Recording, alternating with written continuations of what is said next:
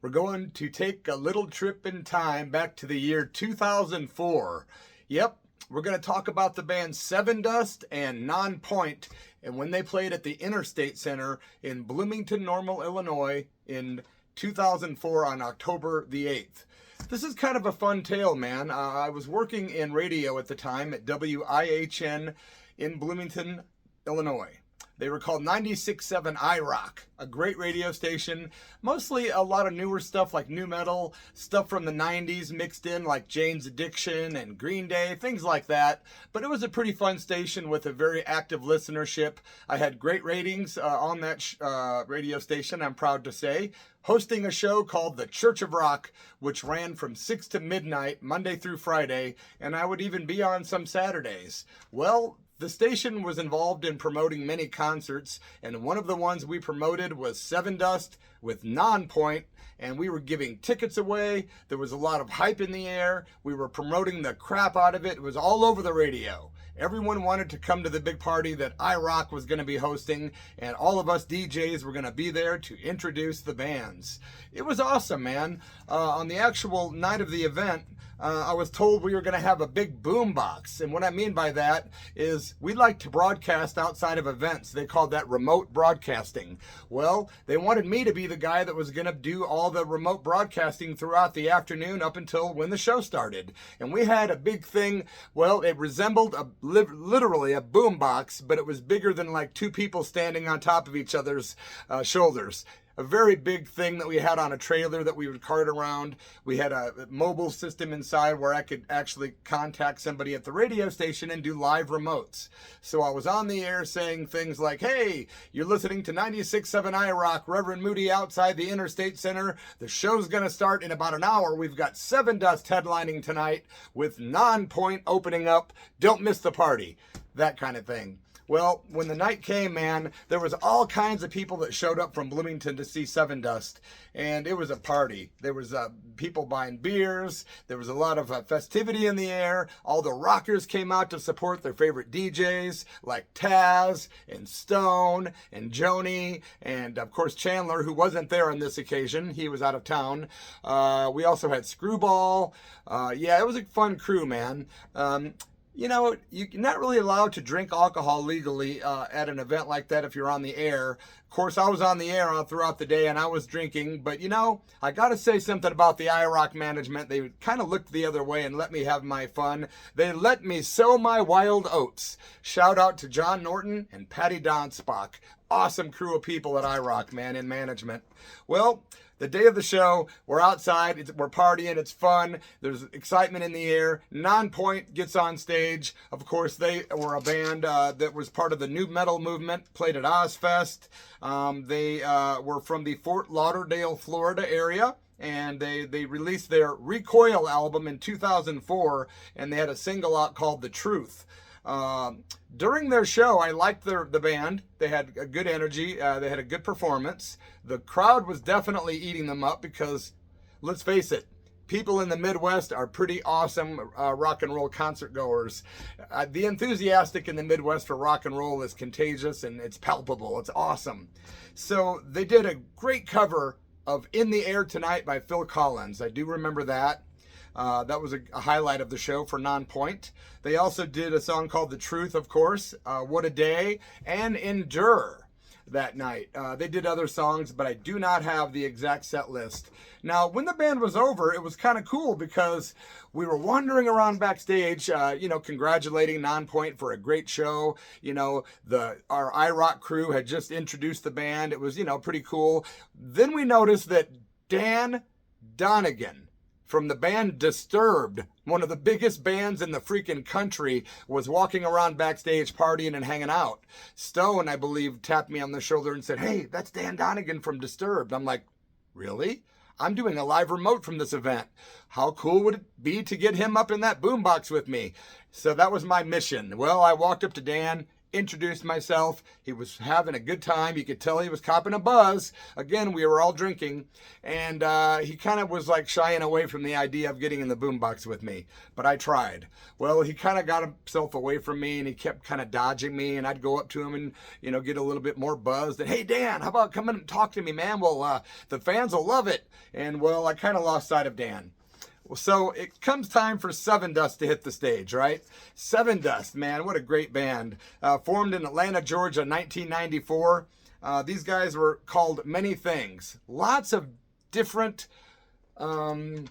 names that they put on Sevendust, which was interesting. They were called nu metal, hard rock, alternative metal, heavy metal, industrial metal, and they were also known as post-grunge. So, man, pick a category to put these guys in. What genre are they?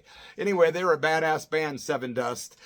Before they played, the entire iRock DJ assembled at the front of the stage, and we all were introduced one by one. Oh, over there, and the afternoon guy, it's Stone, yay! The crowd was very enthusiastic, super active, very supportive. It was a really fun adrenaline high for me, not to mention the beer and the other little things I was inhaling. I didn't inhale. Anyway, when they get to me, they say, Reverend Derek Moody, and the place went nuts. I got to give it to Bloomington Normal. They were so supportive of my radio show.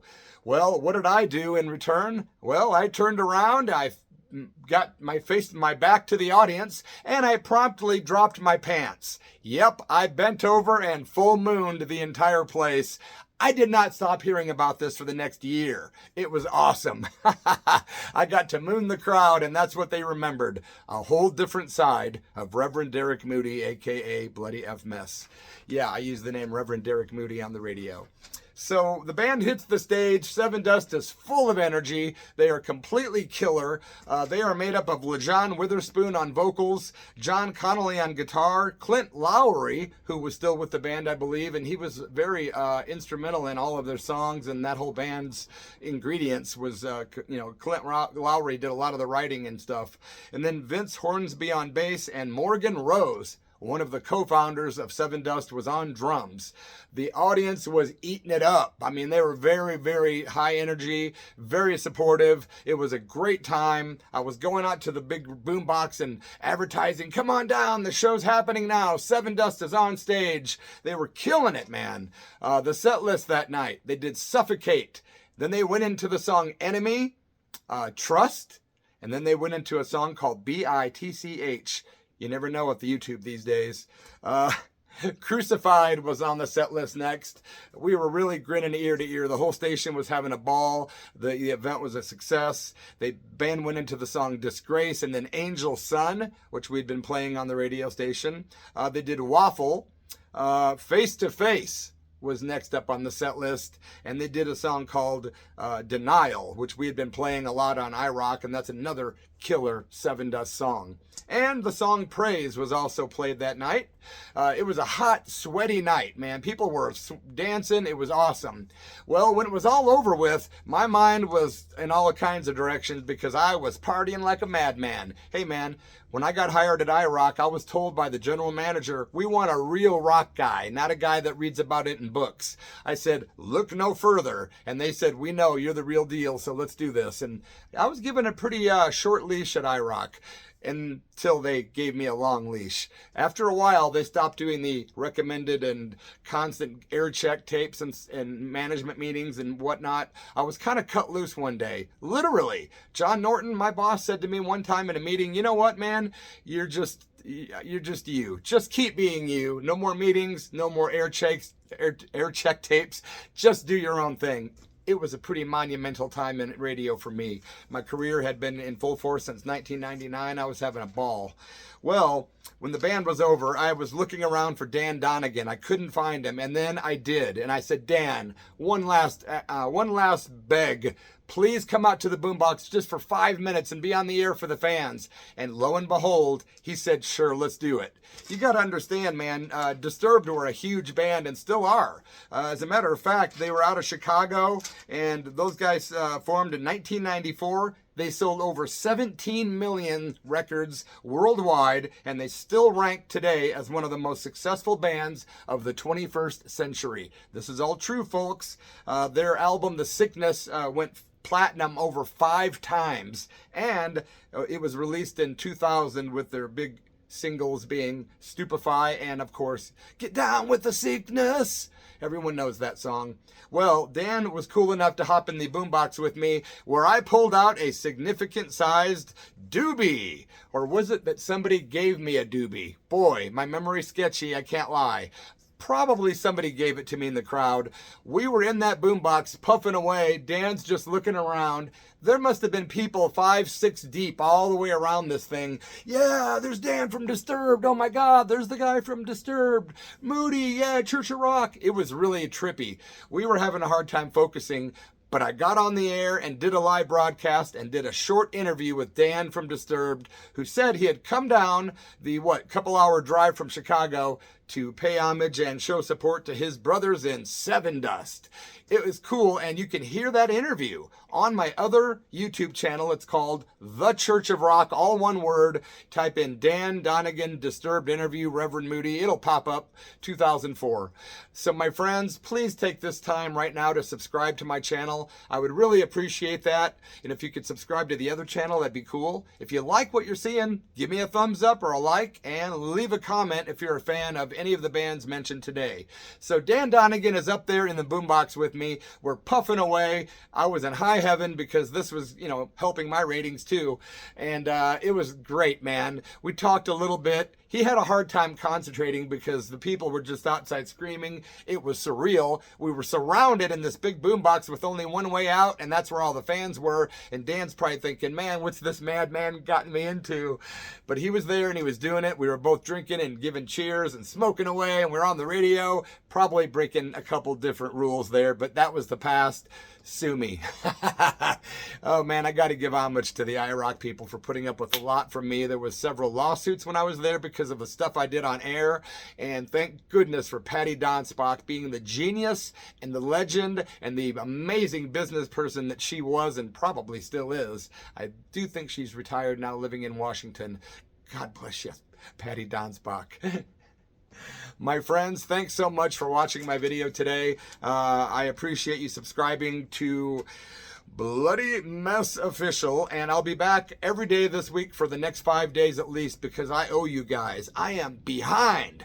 Bad boy. Bad boy. Yeah, man. Thanks for being here. Keep on rocking and stay real. And get down with the sickness.